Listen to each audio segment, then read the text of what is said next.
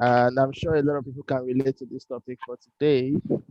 And I'm so glad that we are going to be having the right minds, okay, handling this topic for today. I can see Nestle. Nestle, hi. Yes, hi. And also I can see um Temi Tope, good evening. Hi, Dr. Alien, how you doing? yeah, Ibilola. Hello. Okay, wow. It's like I just walked into the house. Okay, so this topic is relatable actually. Well, for me, when Yemi reached out to me, I know there's these stereotypes, gender stereotypes that we already know.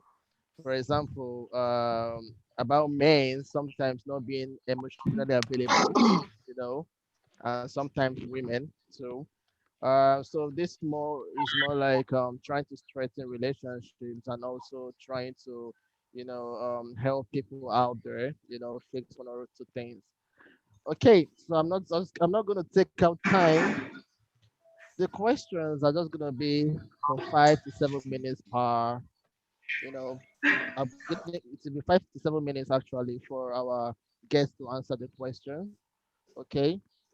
And in all, it will be a total of 30 to 35 minutes.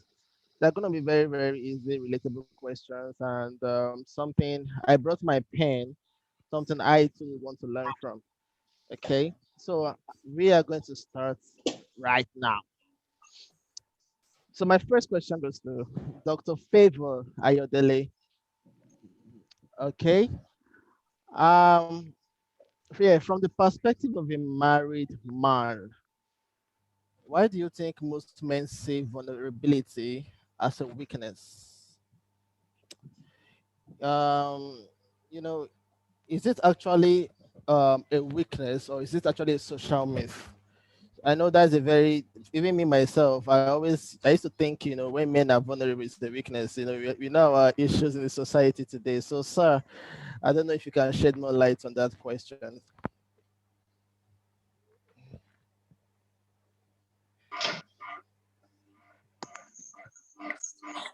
Dr. Favor, is it in house? Yes, he's in house. Dr. Favor, can you hear us? Okay, while we wait for him, maybe we should just jump into the next person. Okay. Ibilola. Okay, I can see her well vividly, even with my glasses on. Okay, so so from the perspective of a married woman and a relationship coach expert, I think I would, collect your number to ask you some private questions after this particular session. So as a relationship coach expert for both singles and married, what does being emotionally available for men to women? I mean, this is beyond body and money, obviously. So, and how can we educate women to understand this concept? Mr. Moderator, thank you so much. You're welcome. Thank you for putting this together. And I also want to welcome my co-speakers. Thank you all. Thank you to the wonderful Thank you. host, Oluwayemi. Thank you. You're doing a great job. The team of Imeyreach, you guys are doing a very, very fantastic job. Thank you. I won't take this opportunity for granted. So the question before me is two-sided. First, what do we understand by being emotionally available? And from the side of the woman, how do we become emotionally available for our men? And what does emotional vulnerability really means from the side of the man? All right, so I've been married for about 8 years, over 8 years actually. And I've also had the privilege to interact with both men and women, single, even before I got married and now that I'm married. And I would like to say that emotional vulnerability is actually something that is really, really rare and scarce, especially in our culture. And when I talk about our culture, I'm even focusing on Africans now. The way how a man has been wired is to hold it all together, and that's what makes them feel like they are a man. That's what makes them feel masculine. Like if you can put everything together despite what is happening on your inside and just come with that, that physique, that charisma, that everything is well, and not letting things down. That's what shows you that you're a man. But sincerely, that notion, that myth has destroyed several men, several homes, several relationships, several marriages, several institutions, because it goes beyond marriage. It extends to individual relationships, even at the level of corporate, at the society. Just think about it. There is nothing has a man being weak when he opens up. However, understanding that this is not a thing with a particular person, it's not an individual issue, it's not an individual myth, it's something that is from inception, right? From when we were, if you're trying to correct a boy and a girl, I remember when I was growing up, when you want to correct a boy and a girl, what I learned in the society is that there's a way you speak to the girl and there's a way you speak to the boy. And there's a challenge like, you don't know that you're a man. You're a man, you don't cry. Men don't cry. They say it in our language. You're a man. And when it comes to women, oh, she's crying, it's because she's a girl. But that's wrong. Those are the statements that have actually broken us and modeled us into what we're not really. So to go into how we can be emotionally available as a woman, it's a journey. That's the first thing I want you to know. It's a journey. And if it's a journey, that means it's going to be hand. It's not going to fall on your laps just like that. No. Irrespective of how long you have known the person, it must be hand just the same way trust is being hand. You hand your way into making that man comfortable to be able to open up to you. Number two, you must create a safe space for that man. Now I'm talking to ladies that are in a relationship, men, women that are married. You must create a safe space. The safe space can be a physical, but it's even beyond physical. It's the ambience, it's the tone, it's the language, it's everything about communication, making that man safe enough.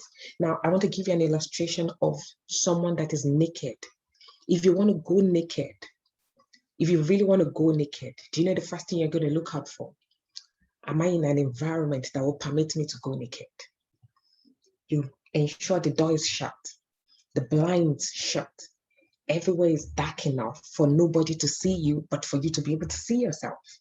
And that's what a safe space is for that man. I'm a Christian and I'm going to bring an illustration out from Samson and Delilah. Even though Delilah manipulated Samson, she tried the first attempt, the second attempt, the third attempt. The fourth attempt, she cried and did all that. But when she was going to get that secret, you know what she did? She made Samson lay on his lap. Samson laid on his lap. What does that mean? Samson was at ease. Samson was comfortable. Samson had a resting place. So that is what you want to achieve with your man. And it doesn't have to go physical. There are some sensitive moments there are some moments that you must just be sensitive to. You must be patient and observant to know when to key in. And I'm going to wrap up with this last point. I've said first one, you earn it. It's like trust. Number two, safe space. Number three, as a woman, you want your man to be vulnerable, but that lies also with you. You must develop your superpowers. You have what it takes. Women are smart. Women have the intuition that makes us deliver much more. That's our superpower. But many women, many of us, we don't pay attention to developing that superpower in us. Like I said, I'm a Christian and I know how I unleash my superpower. I know where I nurture it. I nurture it in my private space. I nurture it when I fellowship with the Holy Spirit. So there is an instance that happened in my marriage. I know I have a few more minutes. Few months into our marriage, I had my husband conversing with, I think, a supervisor or colleagues. And I can't remember the storyline, but I remember that I sensed some sort of constructive criticism and that he was not taking it well. Now, I know when it comes to job and men want to show that I am the one holding that job, like they are the boss. So I knew it's going to be very difficult for me to break him. But I said few things. I just told him, if you don't work on this and this and this, there might be issues. And I told him I saw something else and I shared it with him. He looked at me, but he didn't talk. Few weeks or months down the line, he did his performance appraisal at work. And what happened? The boss, the supervisor, gave him that same feedback. Now, being vulnerable, you know what he did? He came home and he told me, do you remember what you said the other day? My supervisor actually said this. I said, wow. Now, I was more impressed that he was even able to come back to give me that feedback. And guess what I did? I did not say, you see, I told you, if I had done that, I will not expect such again. So what am I trying to say? You should develop your superpowers that you're able to recognize moments that you can key into. Number one, then you would know what to say. You will see things ahead. We have the intuition.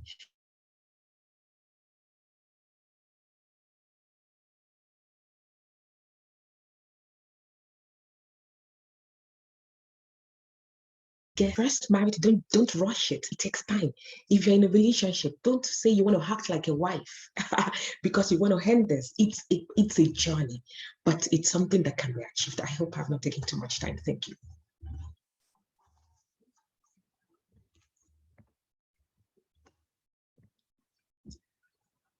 Moderator, you need to unmute yourself. Yeah, I know. That was really went deep, and I'm sure a lot of us can relate to it. I took the part of intuition. Wow, that was really I don't know. I think everybody should be right now. It's my pen. I think I'll Ibilola, okay, you're not running away. I'll collect your contacts from Mr. Yemi after this. Okay. So our next guest in the house is Andres. Okay. And our question goes like this. Andres, as a single young man, okay, also a peace ambassador in Kenya, and an educator for young male students.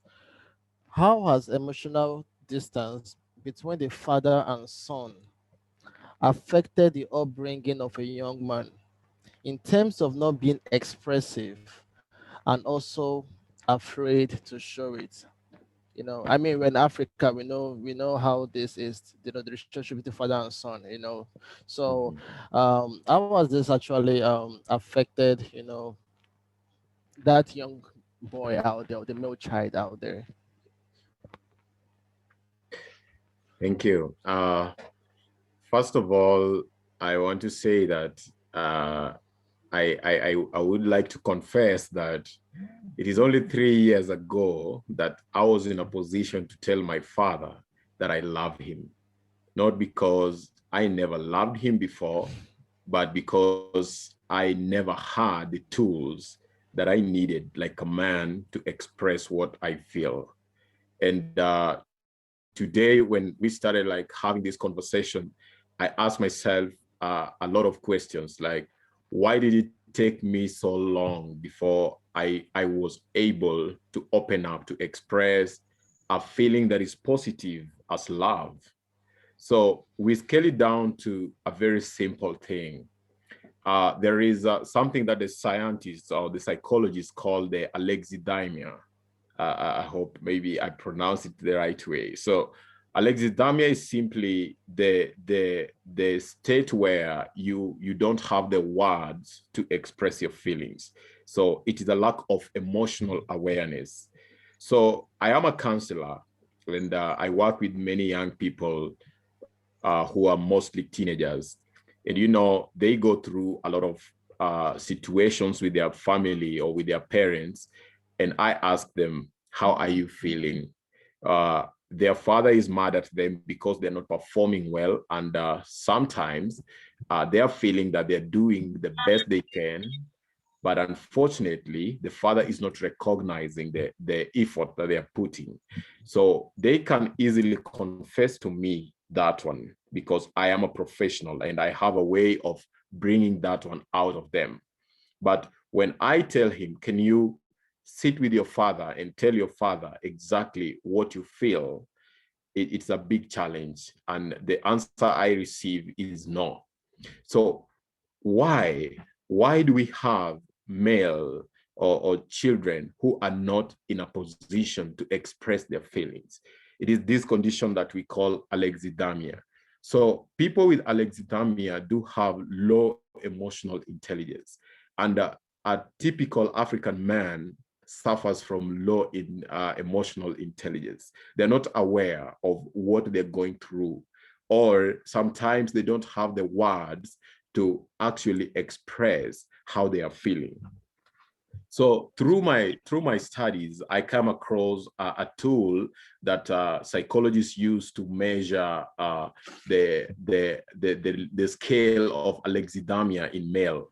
So there's so many out there, of course, that we can use to measure the personality test. But there is one that I found very interesting, like the Toronto alexithymia scale. So this is simply a tool, a clinic that clinical practitioners use to scale the level of alexithymia in a young person, or maybe the male in this case.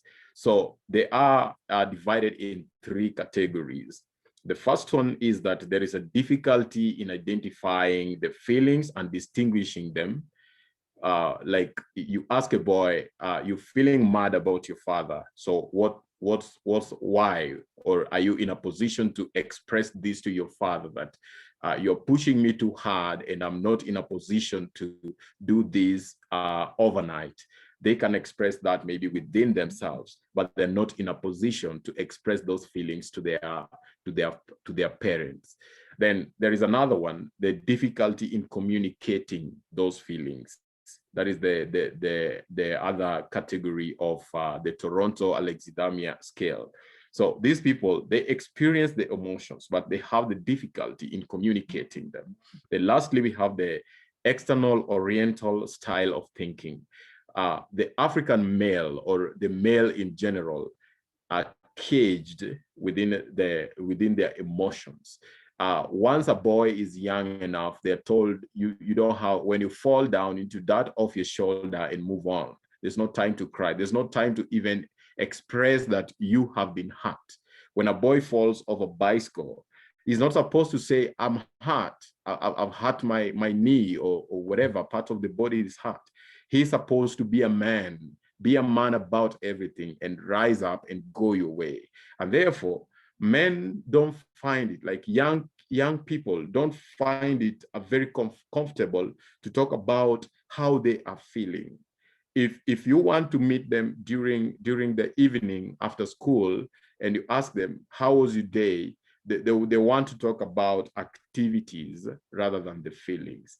So the male African has been socialized in a way that you don't have to express emotions, because an expression of emotion is an expression of weakness. And these are the same people that are going from one stage to another and ending up in marriages with the same mentality that they don't have to express how they feel, because an expression of emotion is a show of weakness. And you stem this thing to what I was talking about, and that is alexithymia, the inability to express your emotion. And this thing is environmentally nurtured. It is a socialization within the African man not to express the emotion. And it starts as early as a teenager. Thank you. Wow, that was deep. I think probably when I was still a teenager, or I don't know, maybe I would have been one of the patients or victims of that. Alexei, I don't know how to pronounce it, but I know that yes, I was a victim of that. I used to be scared of, expressing my feelings. How do you tell your father you love him? He's going to flog you. So I really do understand, and I'm so glad you were able to. I didn't know there was a name, for this really. So knowing today there's a name for it, makes it easy for us to go back home or even our friends and tell them, look, you are suffering from this. Let me help you treat it. So I know someone called Dr. Andres that can treat that. Right. Thank you very much, Andres. And our next guest is Temi Tope Udom. I hope I pronounced that right, ma'am. Okay.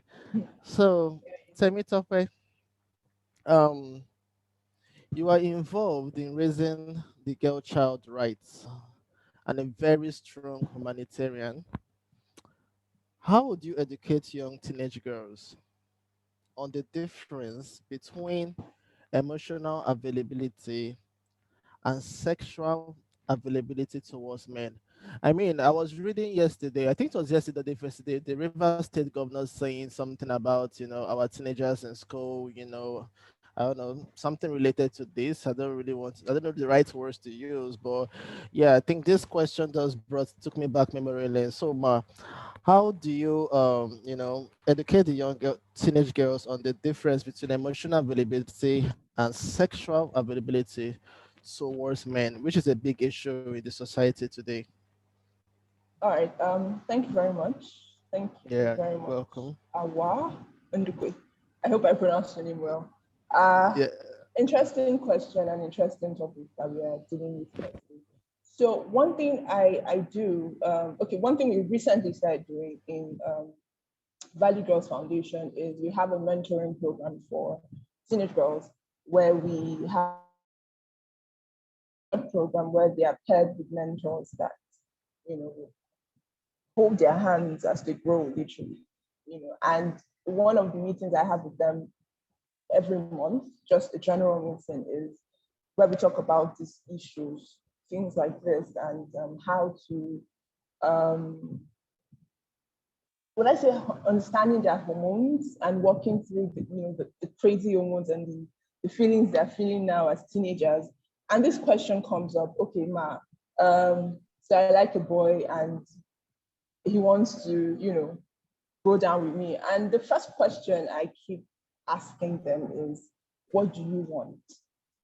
Because one of the first things we do, or the mentorship program, is first of all, teaching them the essence of understanding themselves. Because I think for you to, as you grow and in making decisions, even career decisions, marital decisions, whatever decisions you are going to make as you grow, understanding of self is very key.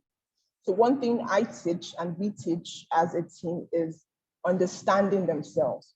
And in understanding yourself, you start making or taking decisions, or making decisions about, okay, how you want to do things. And one of the key decisions as a young girl you have to make is, what kind of sexual relationship do I want to have? Do I understand the consequences of having sex at a certain age? Or do I understand that consequence? Do I want to go ahead and have experience, in quotes, that consequence, or do I want to go another route? So the follow-up question I go with is, okay, so do you want to have sex with this boy? Do you understand the implication of having sex with this boy at this age? And most times, they stutter. They can't give a clear yes or no answer to that.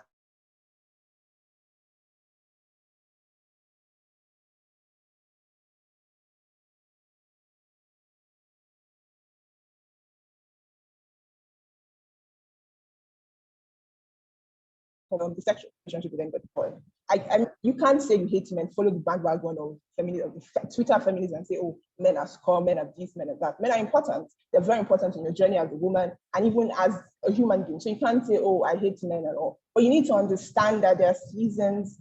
You need to understand the season you are in to know, okay, when I'm ready enough to accept a man in my life. So as a teenager, I don't think it's the right time to say, okay, you want to play the game, as it were. But again, I'm careful not to impose, on them. What I do is explain to them. So you need to understand yourself, take a decision. Do I want to have sex now? Do I want to have sex later on? And by later on, it doesn't even mean when you're 25 or 30.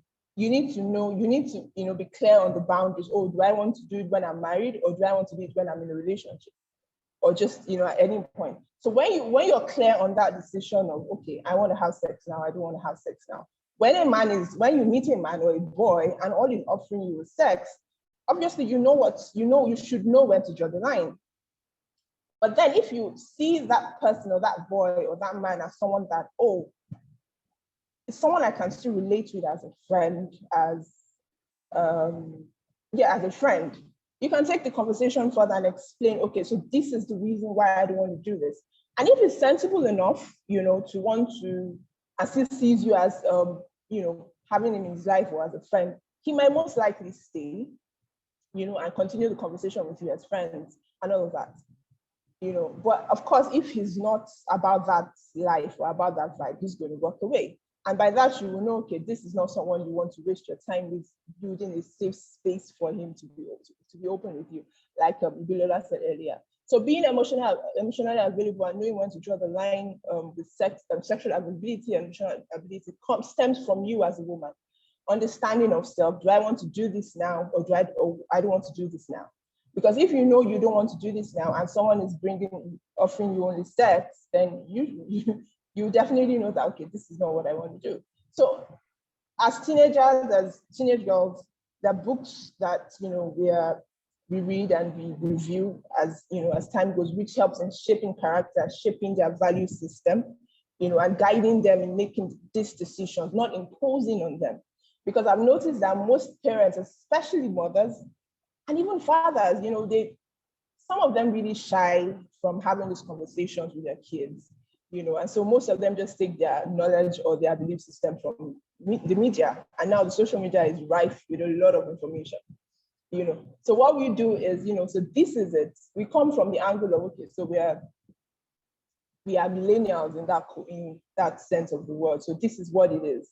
It's left for you to make a decision. And that's how I've lived my own life. Because for me, as a single lady, meeting a man and deciding, okay, what do I want to do with this man? The first things first, I always clear out is that, okay, so if we are friends, this is how we're going to be friends. No gimmicks, no games, no benefits. And if we're in a relationship, then this is how it's going to be like. So you, first of all, you already know, I make it clear to you that this is what you're coming into. You're not coming into a confused person or someone that wants to play games with you. So that conversation is had earlier on. And of course, if he wants to stay, he stays and build a good friendship. And over the years, I'll say I've maintained interesting friendships with men over time that has either started as a love interest or maybe because someone wasn't ready to play game, they went away. Or some say, oh, we weren't ready to play game, but because of the rapport or the kind of atmosphere that they seem to experience with me, they stay and we remain friends, and so they come and some of them are open enough to share some things with me. A very interesting one was, when I was 7 in Cross River State, and the guy was all over sex. And I'm like, see, there's a boundary with me. You need to be careful in crossing this boundary. I made it clear as much as possible with him, but he was still insistent. And I was like, okay, fine. Then I really don't think you want me in your life and all of that. But after a while, he kept coming, and from coming to, after arguing about not wanting to do that, we ease into other conversations. And over time, our conversations change from arguing about, oh, let's do this too. Okay, so what do you think about this? Oh, something happened to me today. Oh, and sometimes he will catch himself and be like, why am I even telling you this? I'm like, oh, I don't even know why you're telling me this, because I'm like, what is the conversation about? But then I noticed that we've eased the conversation from, okay, I want you to be this woman or this person for me, to being a friend that he could talk to, that he could open up to, about certain issues. So that's it for me. And the first thing is understanding of self. And I think as parents, as soon-to-be parents, the question or the idea, what we need to imbue in our children is, giving them that education outside of math and English of, you need to understand yourself. You need to start making certain decisions, take certain decisions earlier on, because now there is the line of morality and all of that is really blurred. I don't want to go into so much Yeah, of that, but there's a really blurred line. So the main thing is understanding themselves okay, and thank you taking very decisions much, early on. Temi Tafe. That was really, really from the heart. Okay, so I didn't really want to stop Thank you you. halfway. Yeah, but I'll soon, Yemi, you give me an account number. People that exceed 7 minutes will pay a fine. Will pay a fine. So doesn't leave you talking, but we'll be smiling because at the end of everything, we'll buy juice for everybody in the house. Thank you, Temi Tope. That was really, really, really, really, Thank you. relatable, and at least, yeah, definitely, our little kids, letting us know that you need to let them find a way to talk to them and creating boundaries, knowing what they want for themselves, before jumping into issues like that. Our next guest is Dr. Elian. Dr. Elian, um, she uses Asia or using Asia, America, and Africa as a case study. Dr. Elian, can you hear me? Yes, I So, can. Hi. Dr. Hi, everybody. Eileen, Oh, Oh, Eileen. Oh, sorry. it's Dr. okay. Eileen. My bad. Okay, so your question is this: using Asia, America, and Africa as a case study, and knowing that you are familiar with these three continents, with your cultural intelligence or your cultural intelligence skill, what are the three major things that women can do to help men to appreciate speaking or appreciate speaking out without damaging their self confidence? I mean, we all know so many men don't like, expressing their feelings because, they feel it's a kind of weakness. So now the question goes with, what are the three major things that women can do? I mean, women out there can do to help men, at least speak out more, express themselves more without damaging their self confidence. You know what? When I first got the question, I was a little bit confused because I would like, if possible, you break it down. Can you hear me okay, by the way? Yes, I can. Okay. Can you break down the question for me? Like, just pretend that you're the person who's talking to me right now as a friend. You Mhm. might break it down. Say what pops up in your mind when you ask that question? Okay, let me put it this way. I am a man, right?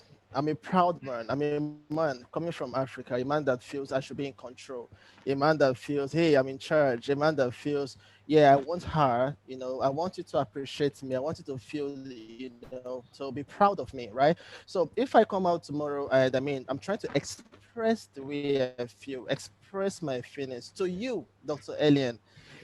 I don't want to feel like if I'm gonna lose, okay, my self-confidence, my self-worth, right? So how do you help me as a woman? I mean, like me seeing the other side. How do you help me as a woman, okay, to express myself better without damaging my self-confidence and my self-worth and pride as a man? Okay, so are you asking that as a woman, how a woman should address issues with the man without damaging their self-confidence? I think that's what you meant.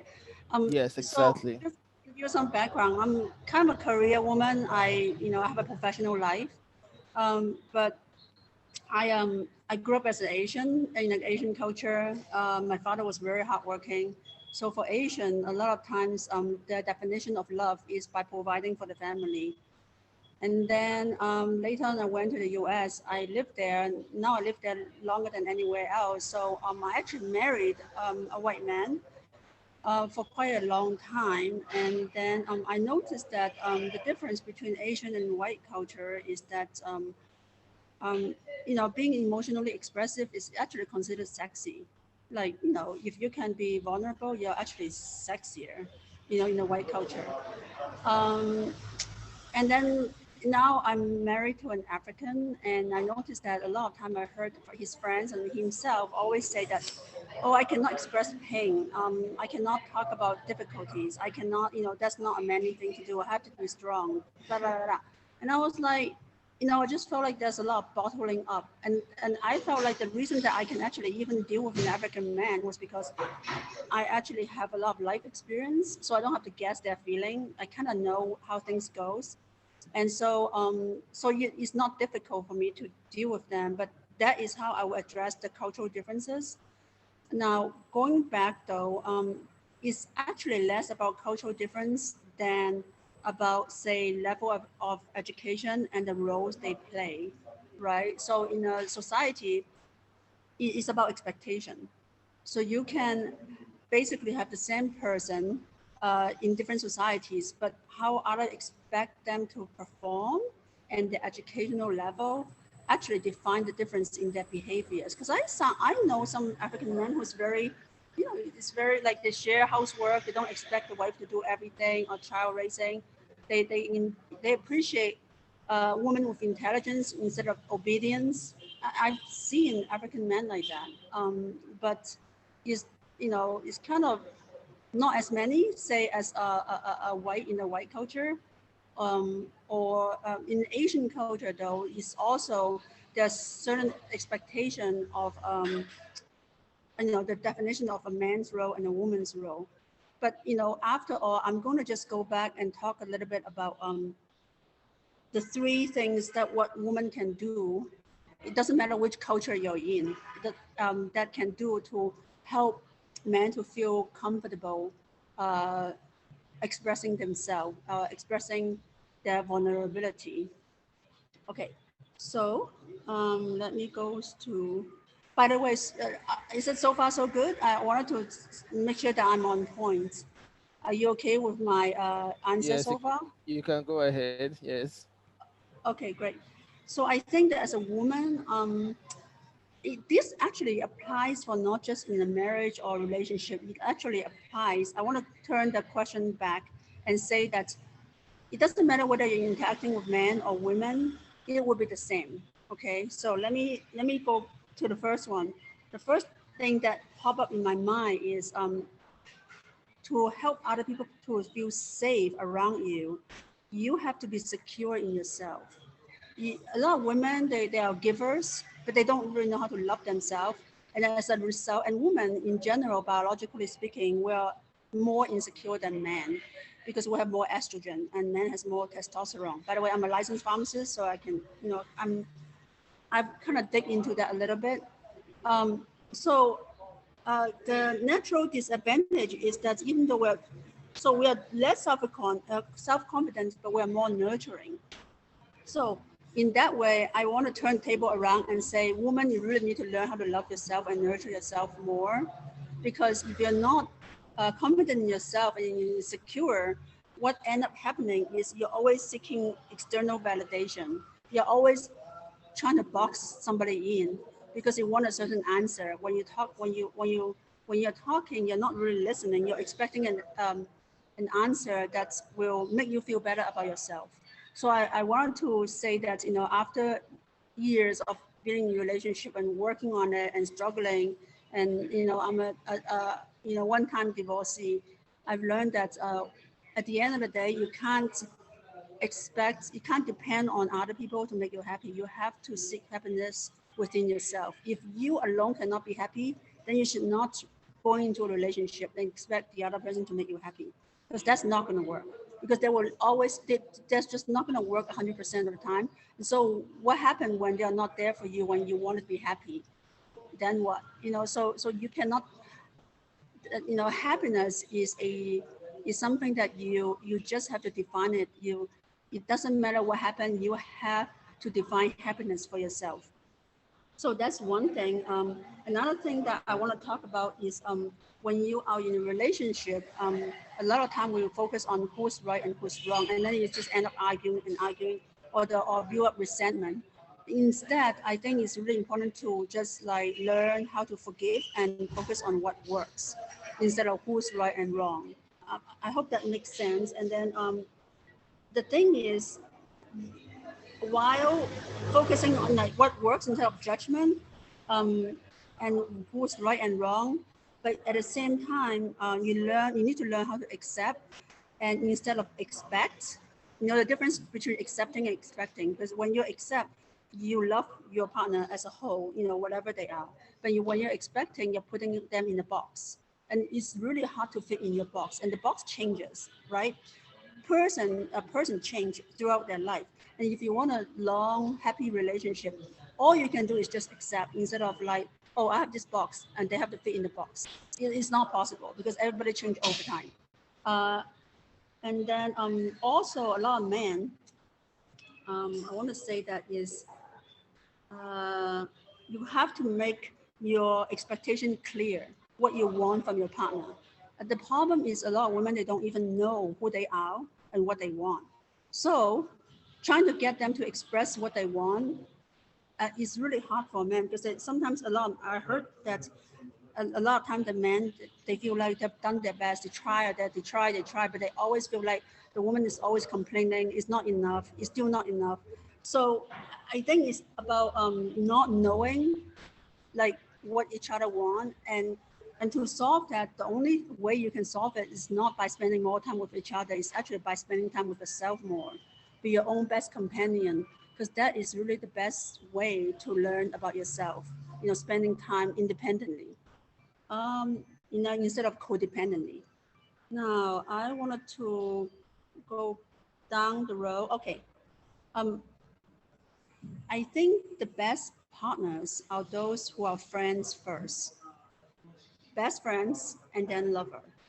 So, however, whenever you interact, you really should try to come, or should, I would suggest you try when you hit a wall, trying to come from the perspective of being a good friend. What would you have done differently if you are a friend instead of a lover or a partner, or a wife?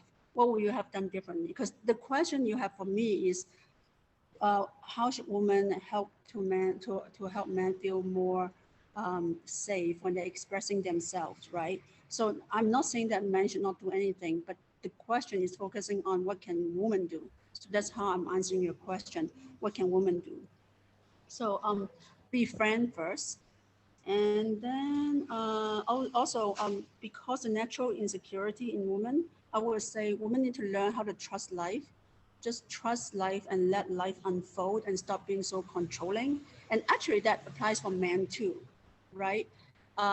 If you're secure in yourself and you trust life and trust God, not necessarily religiously, but just trust that uh, you just need to wish for what you want, and the life, the universe will conspire to give you what you want, and let things unfold, because sometimes the result is much better than what you can imagine.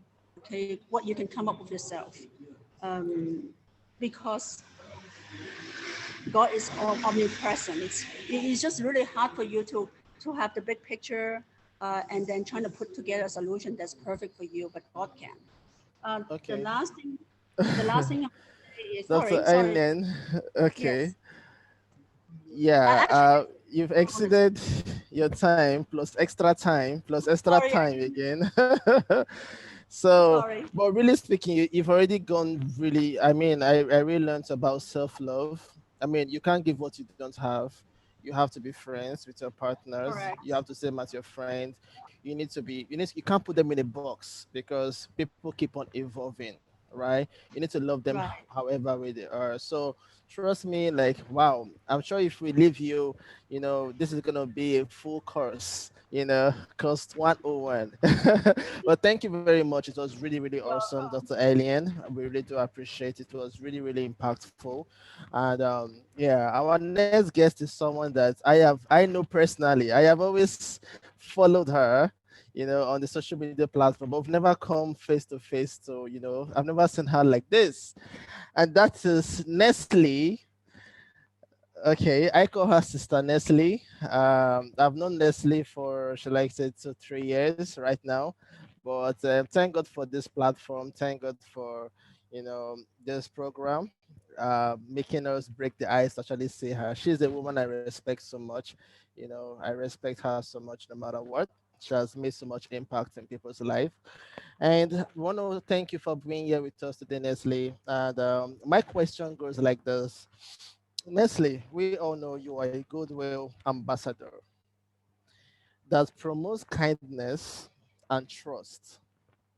So, how can women make men trust them enough to open up about how they truly feel? You know, I'm happy you'll be the one to answer this question because this is what you talk about every time.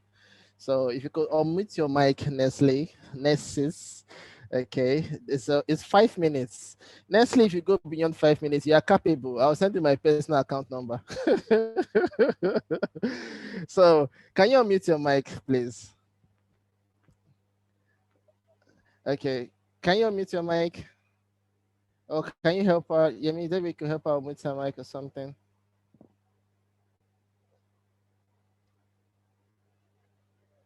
Oh, Nestle, you have to unmute your mic. Okay, Can you yeah. hear me? Yes, Yes. I can, Okay. Nestle.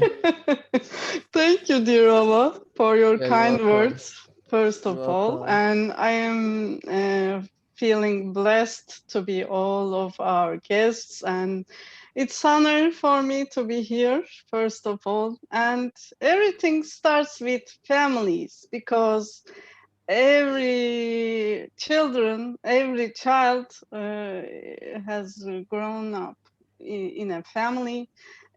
Sometimes, of course, we don't have families because of unexpected situations, but the culture comes from motherhood and fatherhood. So that, first of all, we have to teach our children self-love, self-respect, and self-awareness for their own souls, because all of us have life purposes in our world around the universe. So that if we come from this culture, everything is easy because children know what does it mean self-love, self-respect.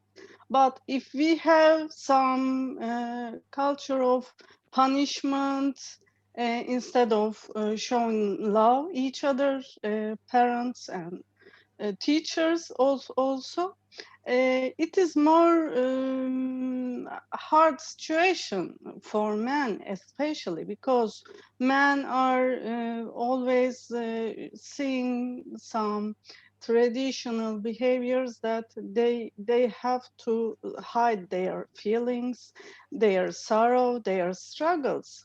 So whenever we come as a colleague or as a lover, as a friend, we have to build trust together. My core values come as honesty and trust, which means to build mutual trust and also to be honest in all relationships. When I act, when I show my real feelings, and when I ask open-minded questions, and they generally tell their feelings to me, and we build many relationships during my business life, and we are still building relationships with that point of view that to be open-minded and to show our feelings with empathy, and also to respect their opinions in open-minded personality, always add value to their opinions, to show up their feelings honestly in business and also in personal life. We forgot to look at our eyes mutually. We hide our feelings. When you look at people's eyes, you can feel their sorrow. You can feel their real feelings. If their words are similar with their eyes, you can feel this.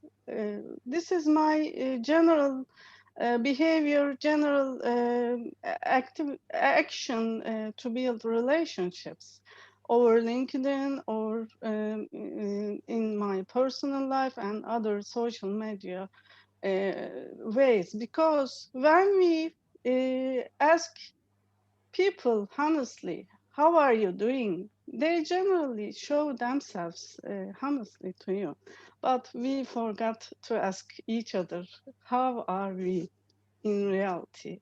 So that it is important to look at eyes of people.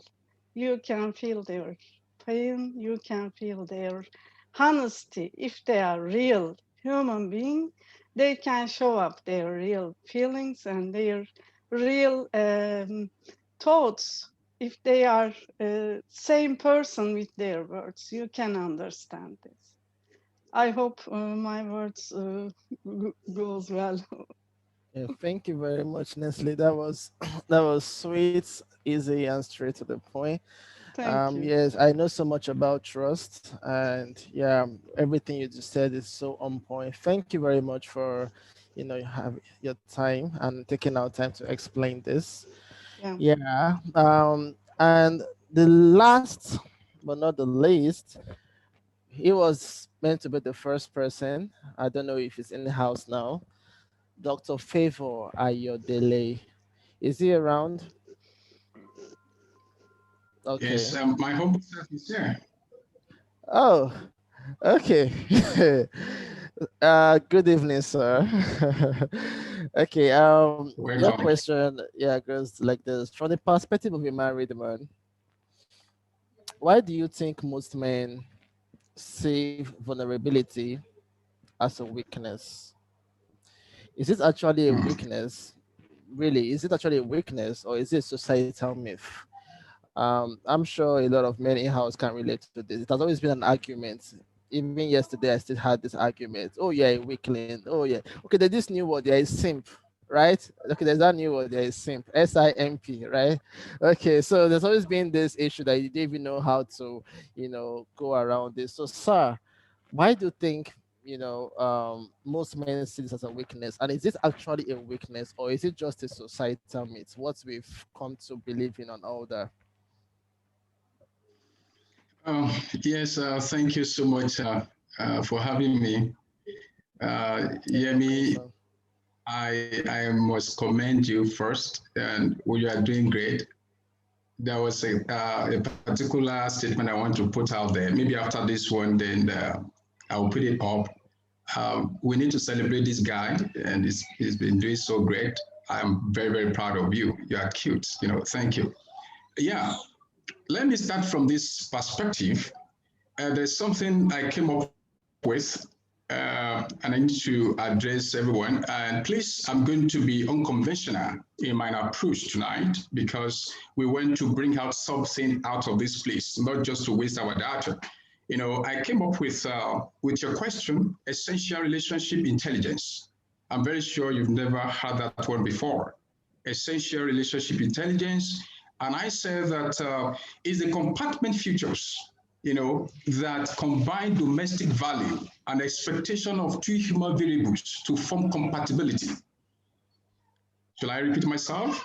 Essential Oh, relationship please intelligence do, sir. is the compartment features that combine domestic value and expectation of two human variables to form compatibility. Meaning you have to understand, and please let me give kudos to everyone, my speakers. You've done excellently. The perspective we are talking about today is to make sure that we are on a balanced scale. And I said domestically, there are factors that guide basic expectations on how men, should position themselves in order to be regarded as bones, not as flesh. You see, now bones, we have functions of bone, bone constitutes a lot of things, the nutrient, the marrow, the calcium, the magnesium, the phosphates, and then it provides rigidity. Why the flesh? When you're talking about the flesh, I'm talking about women aspect. I'm referring women as the flesh, I'm referring men as the bone. So women always love this kind of passion, this kind of feelings, this kind of gentleness, this kind of tenderness. That is what they want. And when you're talking about the function of bone, again, you talked about the mechanical parts. That is, that provide the stiffness, that provide the strength in order to protect internal organs. You see, and facilitate mobility. So we are the one, in the wheel aspect of the box, driving our women. So you must make sure that you are doing it intentionally to make sure that women are on a balance scale with you. Remember, we are both human. So that fact must be, must be registered in your mind. And how to do this, like you rightly asked, is from the aspect of the expectation as well. It is not, let me quickly answer that. It is not a weakness, neither, the other way around. It is just individualism, part of our nature, our response to life, our response to culture, our response to nature, our response to contingencies, our response to things that we believe that move us, our response to, ideology that form us, our response to life itself generally. Temitope was talking about drawing a line, and Madam, what's the name now? Helene, talking about self-love, and even the past. Let me say something. This self-love and self-love of a thing, even though I've been an advocate of it for a long time, we are trying to address a question. To some extent, it is selfish. To some extent, it is selfish. If you love yourself, if I love myself, if everybody loves ourselves, all over, who is going to love me? And I need love. Who's going to love you? Do you understand what I'm talking about? So to some extent, we need to draw a line that, okay, let me tell you, there's nobody that professes self-love that doesn't in any way wanted to get love back. Am I talking? We want to be loved. You see, now men are shaft. Let me address a question quickly. Men are shaft in nature, meaning they are raw and always, unstable psychologically. They think faster, birth zigzaggy. You see? They think faster but zigzaggy, but women, think well, better, but comfortable in herself. They want to get more and more. I call women Oliver Twist. You see? And they want to, they always want it. They want attention. They want this kind of mutuality that has to address their inside tripartite. I mean, the compatibility I'm talking about. They want to get it at all costs. Oh, let me give you an example. Hello, how are you? Why didn't you come in all this while? Oh, I'm so sorry. Man is talking. I'm so sorry. I'm so busy. But I left you a message quite a while. You have not. But I just messaged you now. At the end of the day, 3, 4, 5, 10 minutes after, hello, but you are not responding to my call. You can see all those things. So we want to get it. Women want to get it. Now, let me say, the uniqueness of man should not be underestimated when the reality of daily phenomena calls for family factors. May I repeat myself? Hope I've not exceeded my time, please. If I exceed my time, just give me a knock. The uniqueness of man should not be underestimated. That is where your question lies. You see, when the reality of daily phenomena calls for family factors, and we say that when this thing called on, how do we manage it? Now, women can only be emotionally available, listen to me, for men when they see the affectionate part of men on 75%. That is how they can be emotionally available. Now, men, what are you doing? See, I don't know about men all over the world, but I know about myself. I study women for more than 10 years. I studied everything about women because I want to get married. Fortunately for me, I got married to a Ghanaian. See the culture. I am a Nigerian. I got married to a Ghanaian, different culture, different background. For this year, it will be 8 years. But we've never fought a day. We've never quarreled a day. We've never had an argument one single day. It's surprising. That is unextended the nature that I am the bone, she is the flesh, and we have to bring it together by saying, I'm going to provide some certain things that will make you mobile. And she's going to tell me, okay, I am going to be going, but at the same time, you have to go with me. Lastly, women need strategic approach to get men on what they need. Strategic approach. Don't be stereotyped. Don't be monotonous. Don't be a boring person. Be strategic. Formulate ideas. Create attention. Let him see you that you are everything, because men always feel proud, and women always see like, oh, I am the sheep here. Thank you. Thank you very much. Now I know why you did not come out first. You wanted to be the last speaker, even though you put No. as the first speaker. So thank you very much, Dr. Favor. And I also want to thank every other speaker today. You all have been so awesome. We've taken, a lot of points and a lot of messages back home. And I really do want to appreciate you guys. You guys are awesome. So with these, okay, I think the host, which is Mr. Yemi, will take over from here.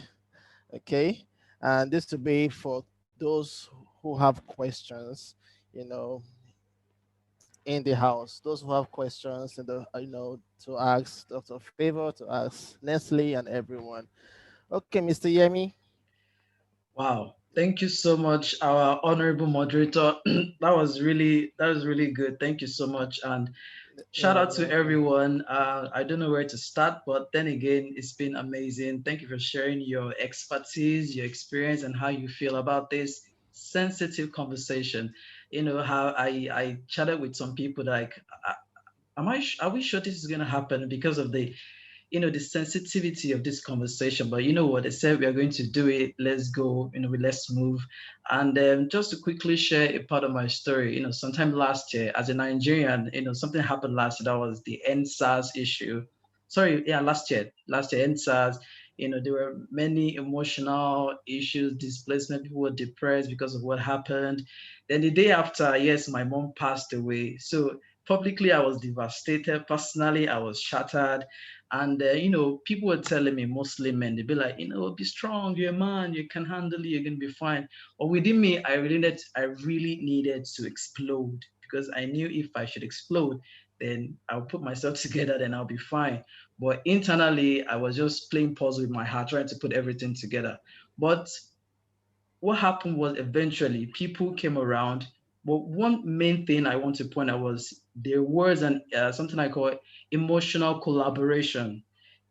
People opened up, I opened up, then we were able to collaborate emotionally. You cannot open up to someone, even if you're, so that means if you open up your heart, you're also opening a part of yourself. So for a man, if you want someone to open up to you, you need to learn to open up. It does not define you as a weak person or any other thing. So before I move into the question, we told people that are registered that they can ask 3 questions from our speakers. So we have about 15, 16 questions. Well, don't worry, we're not going to answer all of them. So what we're going to do now is, since we are, okay, Awa is not included. Awa is our moderator. So we have our speakers here. You're going to pick a number randomly. So it is that random number that will be that will be the question I'm going to read out. So Ibilola, you're first on the list. We have up to 1 to 16 questions. And so you're just going to pick one. And I will read the question and then you answer. Okay, that feels like a devil's basket thing. All right, I'll go with 8. 8, good. All right, this question, it says, I want to ask, to give career women practical steps to help our partners feel heard. Like as a career woman, they need practical steps. It's good you even pick this question because that's your core duty. How can you help career women or a career woman, to help their partner feel heard? I think this person is coming from the angle of, okay, I'm a busy woman, my husband is also busy, I'm demanding, and now I want to be emotionally available. How can we help ourselves? Yes, I think this is the direction of that question. The question is not really clear, but I'm trying to see that you want to be heard or you want your man to be heard. I think it's the man here. The question is referring to the man as the career woman. Like, how can I help my partner to feel heard? I want to ask to give us career women practical steps to help our partners feel heard. So I think it goes in different perspective. Exactly. And what I'm going to say is this. Number one thing here is that I want you to know that there are some things that you can't control. There are some things that you can't control. Another person's actions towards you, you cannot control it. So while being present at this webinar, and we want to learn or we want to know how to be emotionally available so we can earn or we can get the best from our spouse, get them to open up. You also want to know that you cannot force it. You cannot control it. You can only position yourself in such a way that it can happen over time. If you listened to me, because I was the first person to go, I shared a few things that I think would actually answer your questions, which I'm just going to reiterate. I'm just going to bring up again. The first thing I said is this. It's a game of trust. Vulnerability is earned, just like trust is earned. You want your husband to be heard. Probably you want him to know that you are hearing him. I don't know if that's what you mean. Or you want to be heard. You want your husband to understand and own what you're saying. Whichever way, it's a game of trust. It's a game of openness. It's a game of nakedness and being safe. So number 2, you want to create a safe space. Like I said, you want to make that person very comfortable around you. I made the illustration of Delilah bringing Samson on his laps before the secret was released and also the action was carried out. So you don't necessarily have to do the game of put your husband's head on your laps. And that's not what it means. But you want to make him comfortable. You want to be sensitive to moments. Because these things, you don't really plan it in the day that today, I want my husband to open up to me. So this is how I will do, and I will do, and I will do. No, it doesn't work that way. You just want to be present, attention. You want to be sensitive enough to know the moment. Men, sometimes they just chip some things in. Sometimes they're even careless with their boundaries. They are careless and they will unconsciously say some things. But if you're not smart or cautious enough, you might rub it on them. You might judge them. And at that moment, they just close up. So you want to be present. You want to give listening here. You want to have a connection with your eyes. Sometimes I'm in the kitchen and my husband is trying to talk to me. I still make sure that I hear 2 times, like I'm hearing because I want to talk, but I'm hearing because I want to process my feedback so that I can key into that moment. You want to really be available. And the last thing I said is that you want to develop yourself, which other speakers also mentioned. You want to make sure that you have your superpowers because you are a smart woman. You have your superpowers. You have what it takes to actually bring that man like under, not that you want to manipulate him, but you can actually get what you need from him. You know how you do it. So you want to really, really develop your superpowers and become so irresistible and become so trustworthy that when you're talking, by the time you make one or two contributions, the man can say, no, she has a track of saying things that when I don't listen or when I don't open up on time, it will bite me eventually. So let me stylishly listen. And because it happens over time, before you know it, it will become something that becomes regular to you. And when people are talking about emotional availability, you just know that, wow, this is normal in our relationship. But first thing, it takes time and it must be earned. I hope that answers the question. Thank you so much, Ibilola Olowokere. I love that you mentioned the safe pace, and I also noticed that you used up to 1 hour. Thank you so much. Before I asked Andreas to pick his own question, I appreciate everyone for joining. I also appreciate the presence of Ambassador Terry. Thank you, sir, for joining this event. And so, Andreas, can you pick your number? And also, we have 1 minute, please. I Unmute. pick number 3. Number 3. Number 3. Number 3, Yes. how can men be encouraged to be more available emotionally, both to themselves and their families? Though we might have answered this, but now you need to go straight to the point. How can we encourage men? You talked about emotional involvement, but now how can we encourage men to be emotionally available for themselves and their family? Go. Very well. I will go straight to this. First of all, I have to tell men that we are not living in an era or a culture where we are purely African. The world has become a global village where so many cultures are borrowed across the borders, across the tribes. Our friend there, Favor, said that he married from Ghana, meaning there's a lot of fusion of different cultures. And therefore, there are those things that are now universally accepted.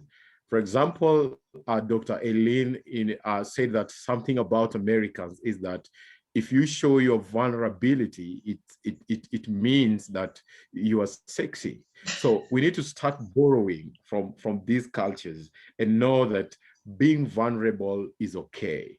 Men must give themselves permission to be work in progress and not to be a completion. We can't be perfect. Thank you. Amazing. Thank you. I love the analogy, the illustration, how you put everything together. I'm going to go straight to Dr. Eileen. Pick your question. We have 1 minute.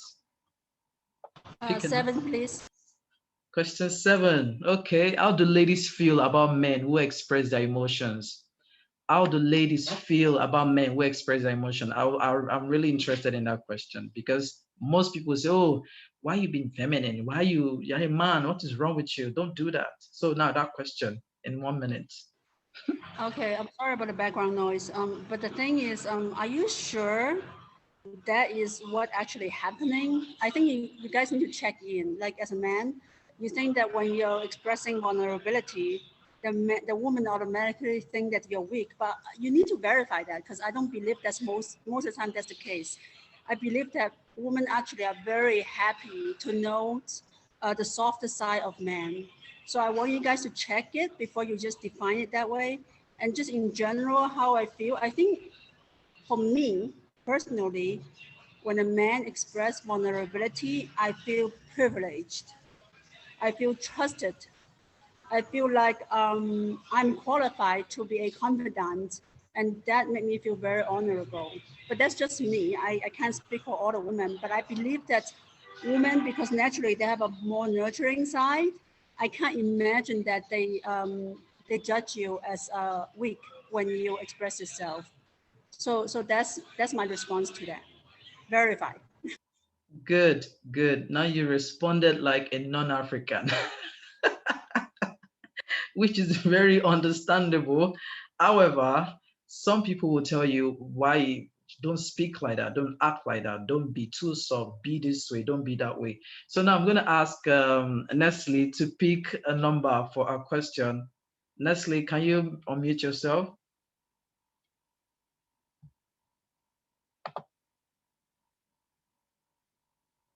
Would you please pick up my question, dear Oluwayemi? You know me for a long time. Okay, now I'm going to pick number 11 for you. What is the most, okay, I think this person is asking the weak points of women. Okay, this question is from Fahadwa Rahman. What is the, okay, I can't, the most weakness point of a woman? Probably asking about the weakness. Okay, this question is somehow. Weakness of women or? Okay, let me just pick another one due to time. What does respect mean to a man? What does respect mean to a man? This is a question regarding with human beings, in fact, because, you know, respect is same for all of us, in fact. And respect means to accept each one of us with all of our weaknesses, all of our strengths, and whatever our philosophies, our point of views, to accept them as who you are. It doesn't matter if you are a man or woman, because we need to develop this understanding. We need to remember our humanity side as human beings. Fantastic. I love that you use the word humanity. It has to be balanced. It shouldn't be based on gender. So, Dr. Favor will be the last, obviously. Temitope, please speak your number. Miss Temitope, can you unmute yourself? Okay, sorry. Yeah. Number 10. Number 10. Yeah. Why do people attack men crying? Or sorry, why do people attach men crying to mean weakness? And how can this notion change? Now you have a deep question right there. Why do people attach men, like when men cry, why do they attach it to weakness? And how can this notion change? I'm not sure you can answer this today. All right, I'll try to just make it brief. So why people attach or say crying is weakness is, I would say, it's a society, the way we're brought up, right from childhood. Men or boys are told, oh, don't cry, you're a boy, you shouldn't cry. Even if someone fought with you, go and fight with the person back. It's not man. So it's the family, the society, it says that, oh, that's why. So I'm growing up, obviously, we'll take it as, okay, crying is a form of weakness. But again, I've always said it, I tell my friends, crying is never a form of weakness. Crying is just a way to show emotions.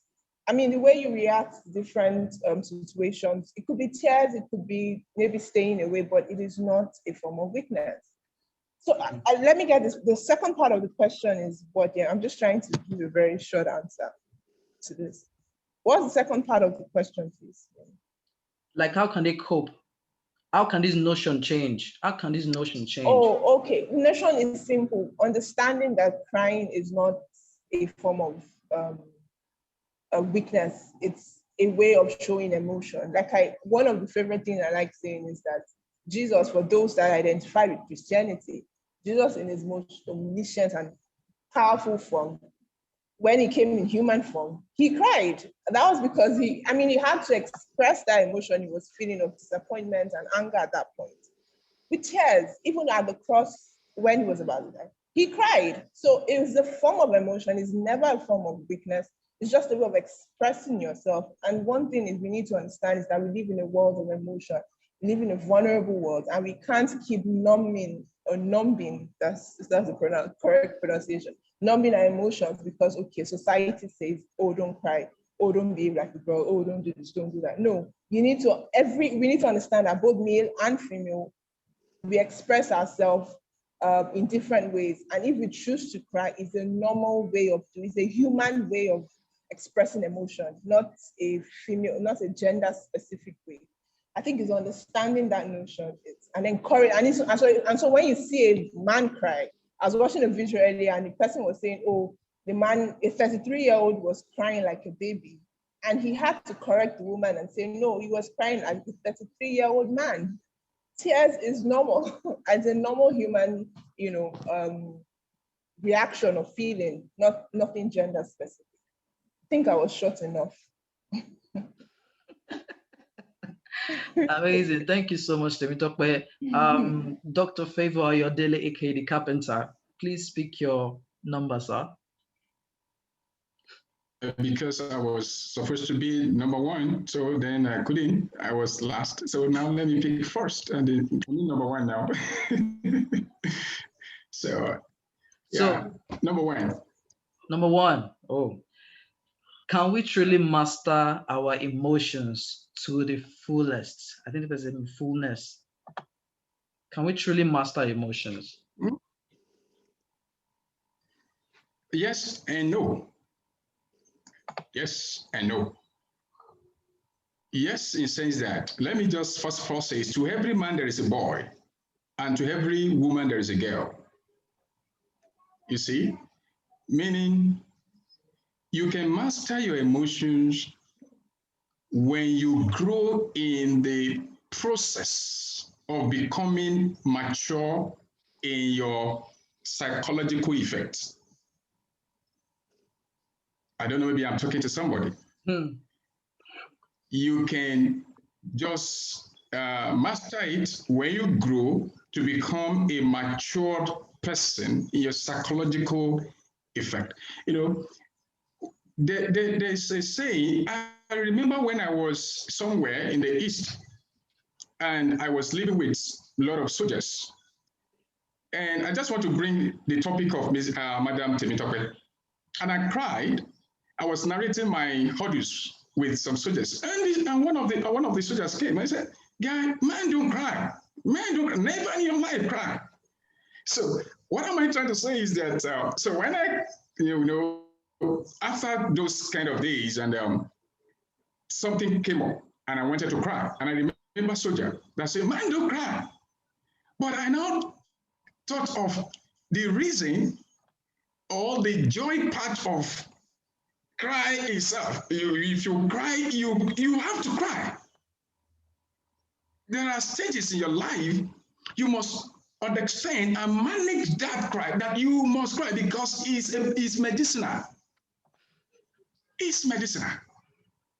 So I don't know if I begin to talk, I'm going to spend thousands years, trying to answer the second one that I say no to. Are you with me? No, you will not be able to master it because of your environment, because of what you have learned over time. And if you allow that to be the real part of you, you will not be able to get out of the box. So yes, it's when you get into the process, you master the process with time, just like Ibilola said, process. But no, when you allow what have over time made you to be who you are. So that's how I can do that. Amazing. Thank you so much, sir. Thank you everyone for this wonderful session. Please, Mr. Yemi, I'm sorry. I need to invite somebody because I know we have a lot of powerful individuals. You have brought us together tonight. And I believe what we have, disseminated, these great speakers, it's worth, coming to attend. So thank you, everyone. I want to ask somebody in person of His Excellency Ambassador Terry Hetwin is one of my phenomena on the surface of the earth. I'm so happy he's here. And I will pick number 12 for him. Please permit me, everyone, please. I'm sorry. I will pick number 12, for him to answer. Because I don't know what is in number 12, but I believe number 12 will be a very caption that everybody wants to listen to. Okay. Yes, Excellency. All right. Number 12. Number 12 is Emily Omar. And she said, how can women understand emotionally unavailable men? I think that's deep. Can you imagine? That's a deep question. How can women understand emotionally unavailable men? Emily Omar, yes. Ambassador Teresa. Well, can everyone hear me? Yes. Okay, good. Presence is the point where manifestation becomes action. And when you love yourself, you're in contact and connected to yourself. And we in Native America, I'm a Native American man, and we in Native America, we believe that you cannot give that anything that you do not possess. Okay, so you start with self-love, and then you give love, and you give presence. The natural reaction is you will receive presence back. Now, we're emotional people.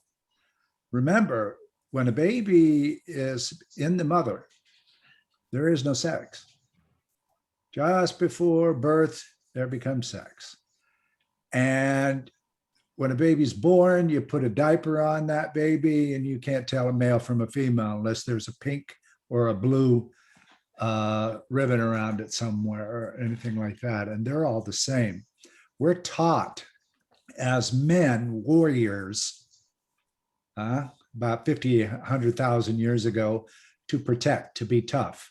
When you're being charged by an animal that's about to eat you or kill you, you don't want to get in touch with your feelings. You want to act and react. Well, unfortunately, that's no longer the case day to day in the world today.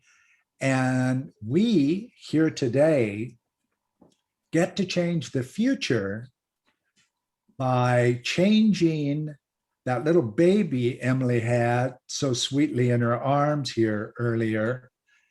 And all of us here present today, we change the world with our children. We don't change the world but with us.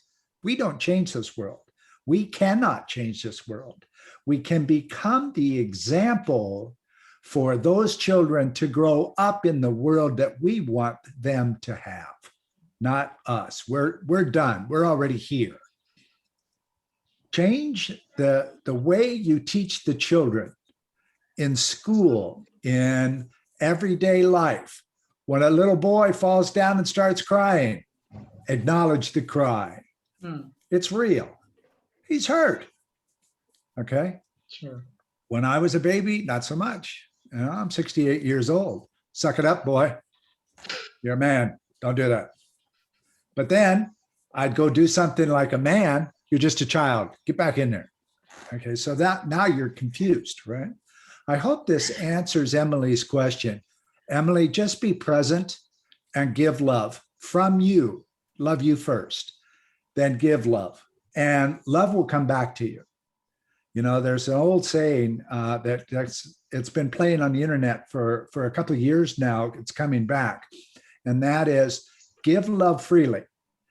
And the more you give love, the more love comes back to you many, many times over. Well, that's true. If I give everyone in the 40 plus people that's here today love individually, and they return it, look at the love I have. Okay?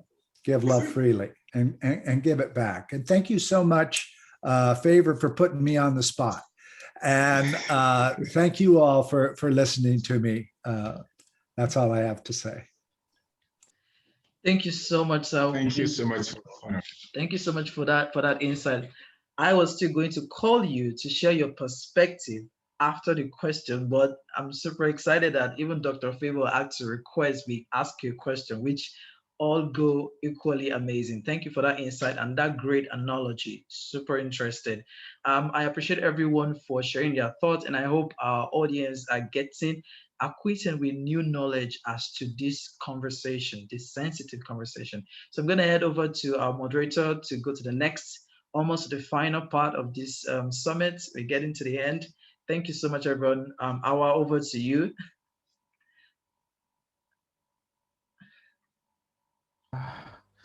Wow. It feels as if I just took a full course. Yeah, okay. I really, really want to once again thank everyone for. I'll thank Yemi, thank Imeyreach for organizing this because I really personally I would say I learned a lot.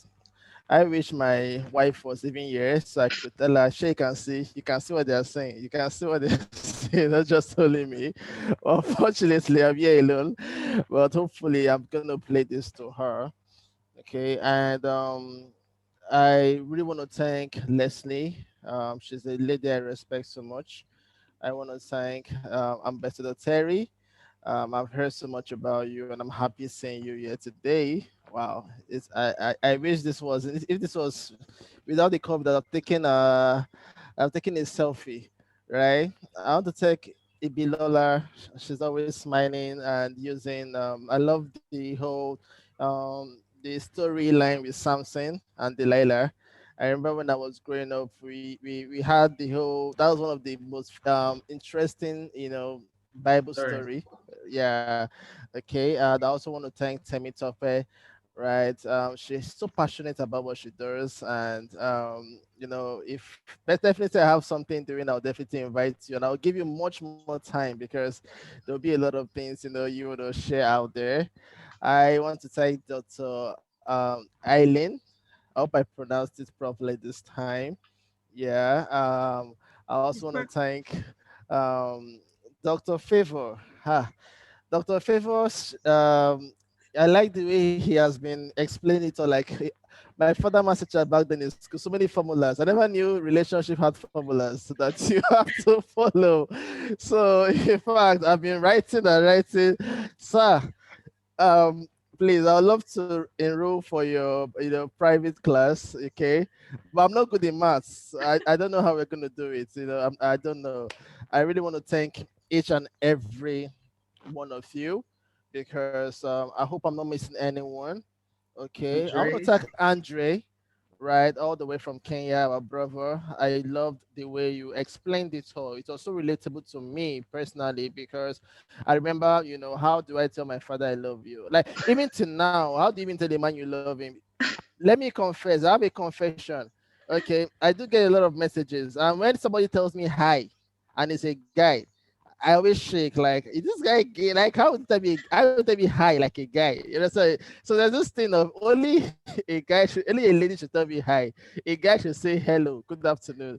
So somewhere you're coming from, I can imagine telling a fellow guy I love you. It's or telling my father I love him.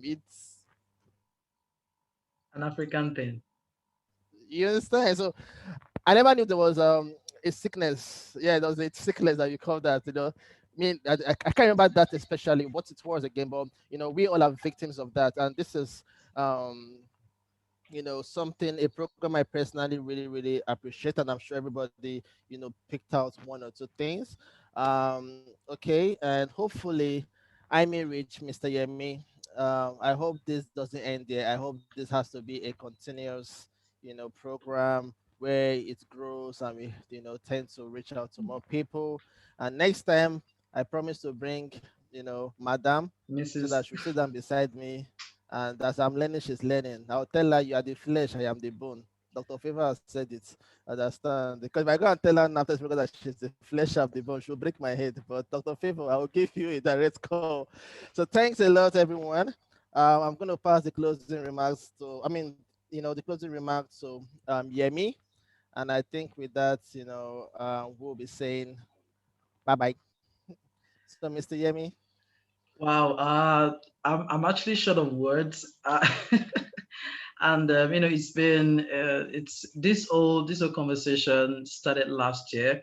I was en route to work with HR for Imeyreach, and we started the conversation, and she said she was super pumped and interested that, Yemi, we need to make this like a summit. We need to do it. We need to do it. And look at the period till now. Ibilola, thank you so much. We've been together for a very long time, and it's been a great journey. You understand the story. Don't let me go into details. Andreas, my brother, thank you so much. You remember you sent me that voice note, if I'm allowed to say it here, you were going through some things and you sent me a voice note and you said, we need to do something for the men. It is very important. And I just told you right away, this is what is happening and we have to do it. And thank you for the invitation. Dr. Eileen of AYDO, you know, with the short period we've known each other, we've seen a lot of, ups and downs, heartache and all of that. But it is amazing. Thank you for being here. You are amazing. Thank you so much. Nestle, we've been together from day one since Imeyreach started. She will always tell me, you know what, Yemi, anything you want me to do as regards Imeyreach, just let me know. We're going to do it together.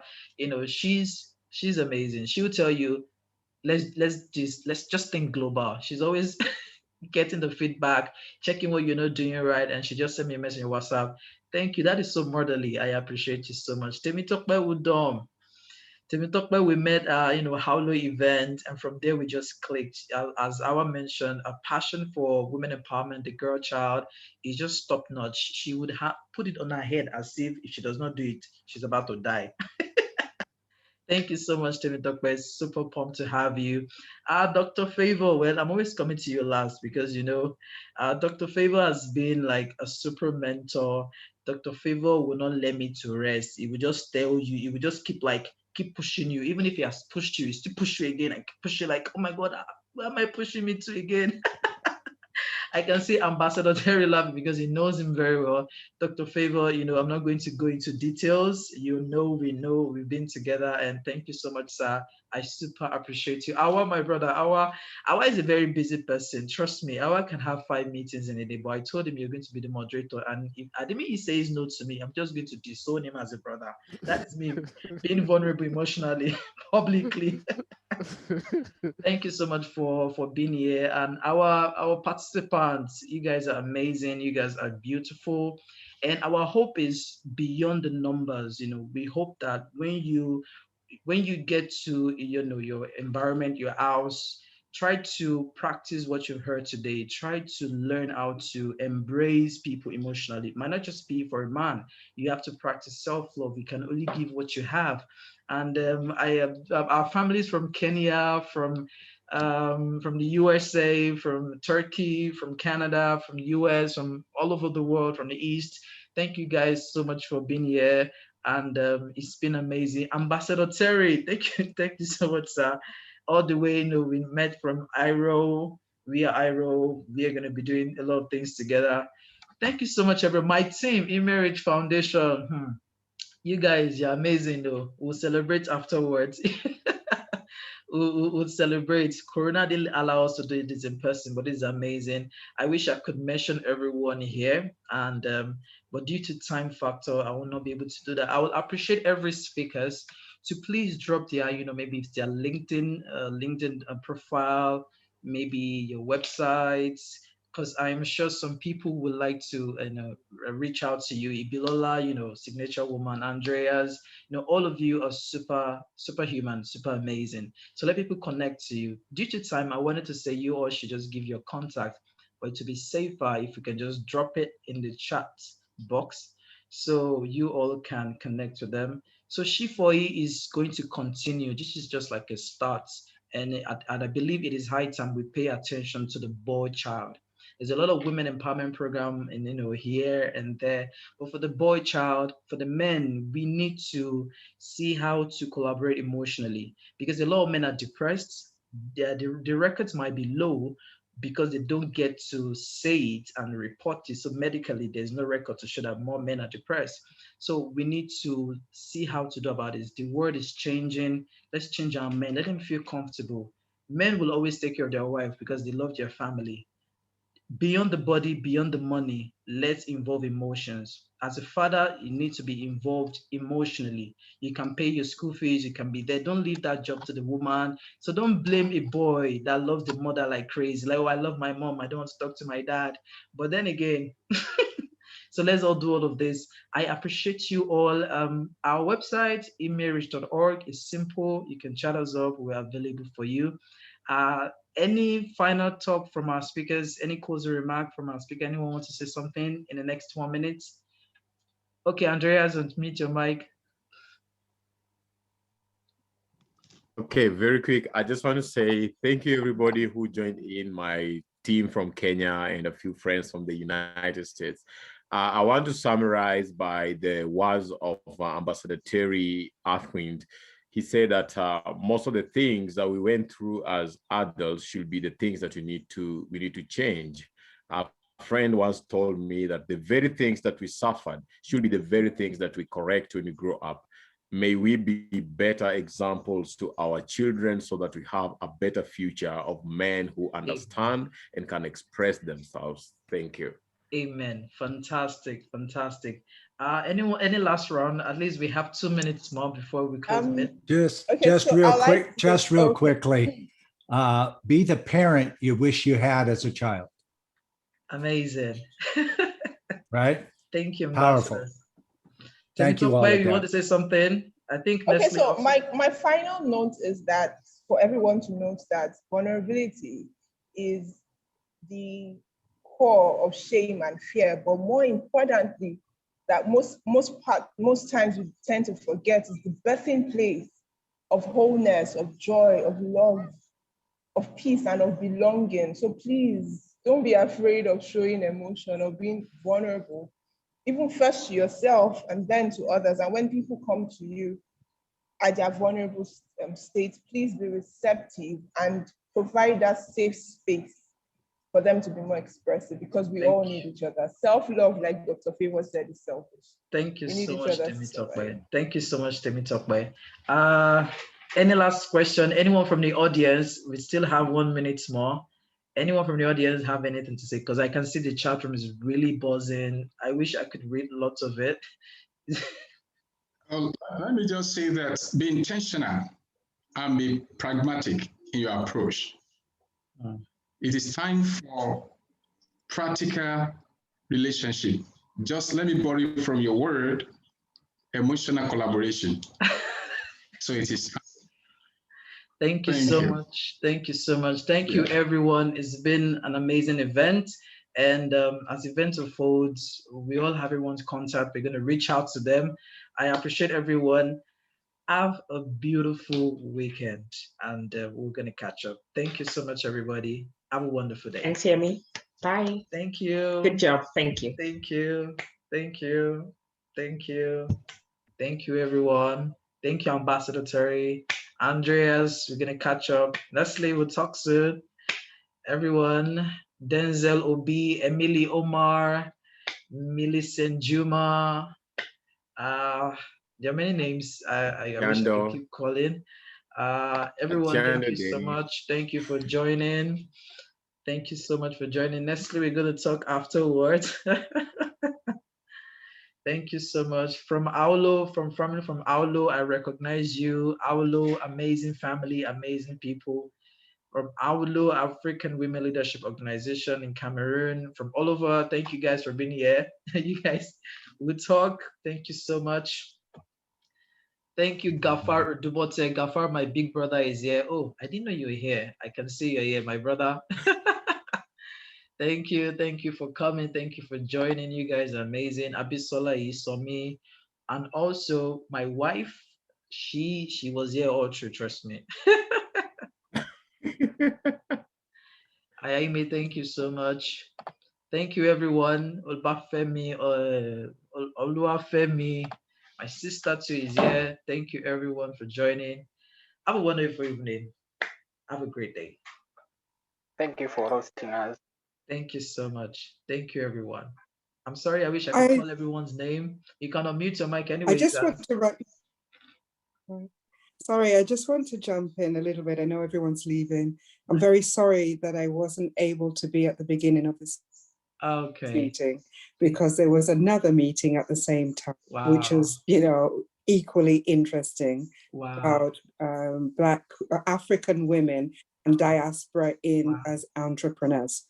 And so then seeing this, I jumped in on the tail end, but your discussion is so necessary if we are to build a strong continent. Thank you so much. All right. I mean, this is one thing that I have been saying, that we as Africans must come together, the male and female, and begin to support one another and realize that it's okay, that we don't have to be ashamed, and that macho thing does not have to dominate. But what has to dominate is love and unity. Thank you so much. I love that Take care. addition. I love that. You're I'm welcome. gonna reach out to you later, so we should catch up. It is very important. Angela Lloyd Williams. Thank you so much.